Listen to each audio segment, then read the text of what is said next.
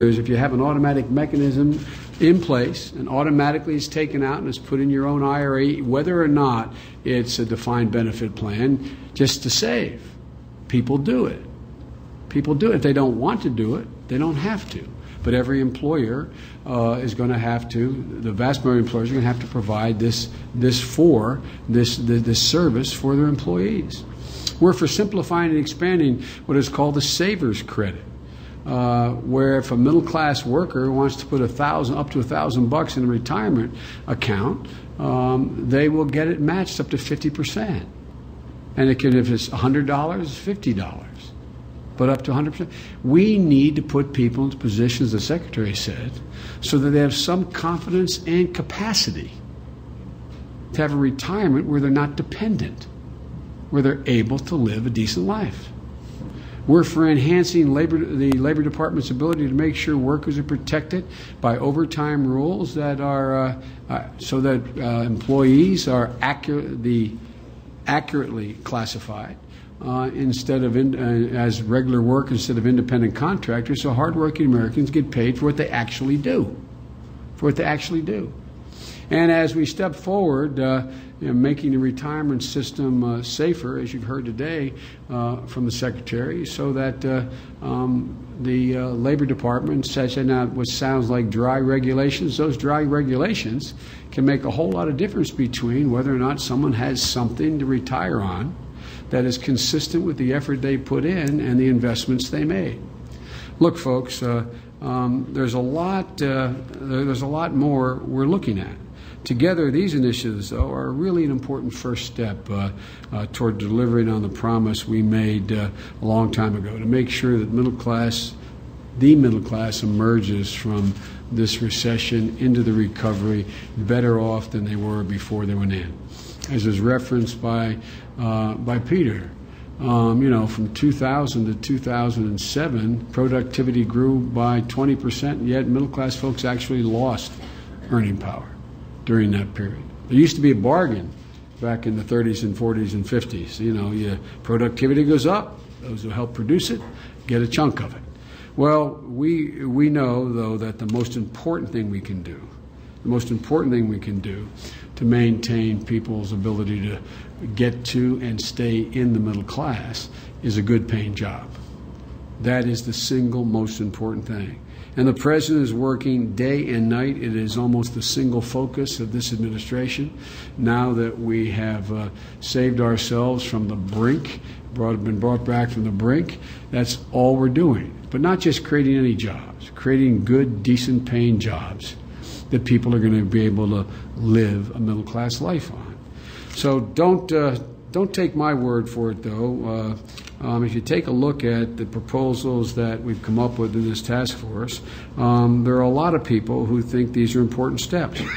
We've heard from, and you will hear from, dozens of leading experts and advocates, many of whom are here today, who support these proposals and believe that they are an effective way to ease the burden that middle-class families are shouldering now and in the future. And ultimately, to determine if these proposals make any sense, as I said, you ought to go out and listen to the stories that we've all heard from hardworking Americans.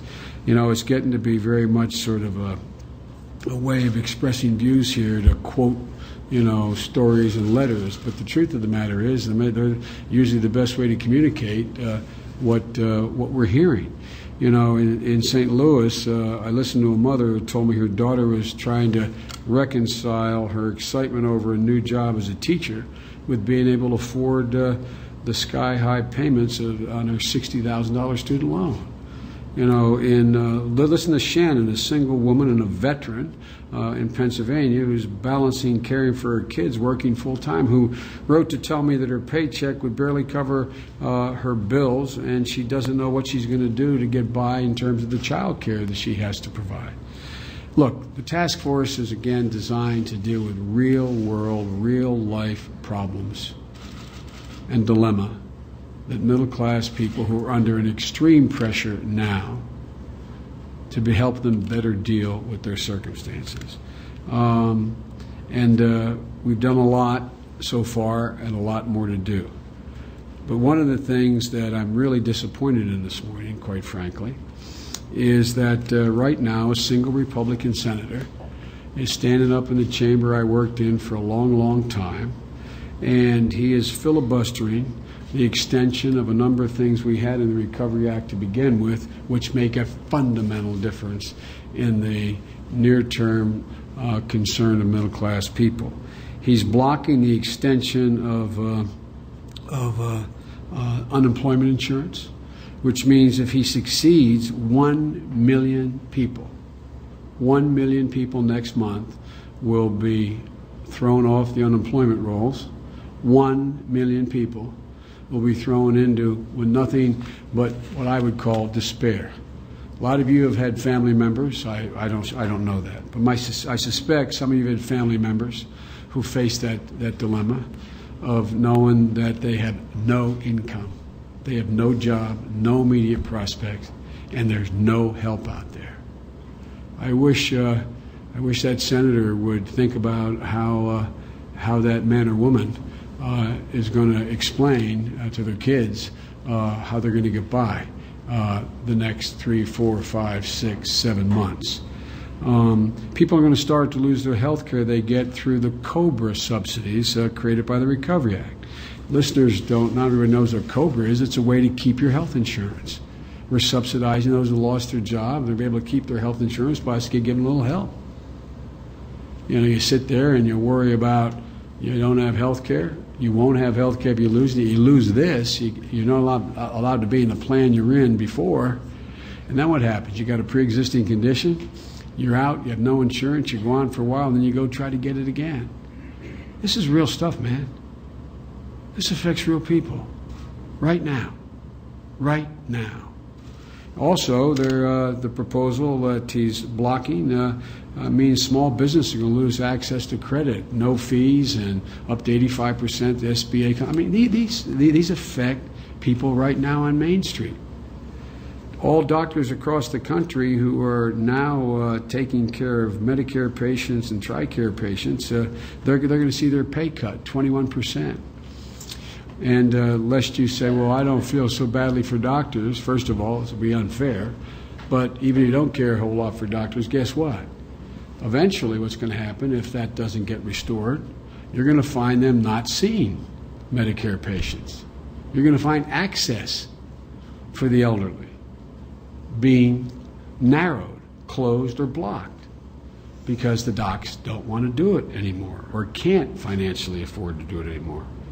So, folks, these are critical things that we acted on, we did, in place, that gave relief and continue to give relief.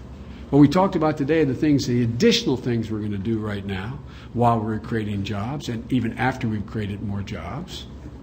But in the meantime, the irony is here, while we're making progress in the task force, because of the recalcitrances of a single senator in the United States Senate, a lot of middle-class people, if we don't succeed, I believe we will, but if we don't succeed in overcoming that objection, there's going to be an immediate hurt on a lot of people very quickly.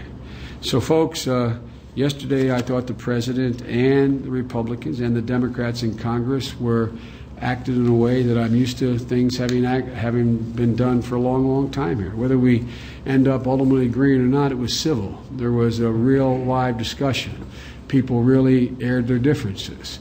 And my hope is that we get back to that time and day, and what's going on the Hill now is not a reflection of that. But we are not going to yield, the President and I, this team, until, in fact, we keep the commitment that we made when we ran. We're going to improve the living standards of Americans. We're going to improve the living standard of middle-class Americans. We're going to see to those striving to get in are able to get in, and those there are going to stay. That's the work of the Middle Class Task Force.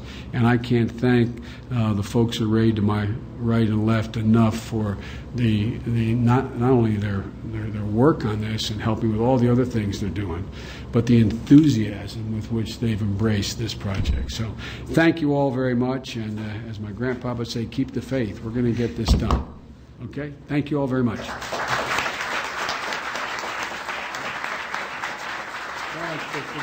Thanks, folks.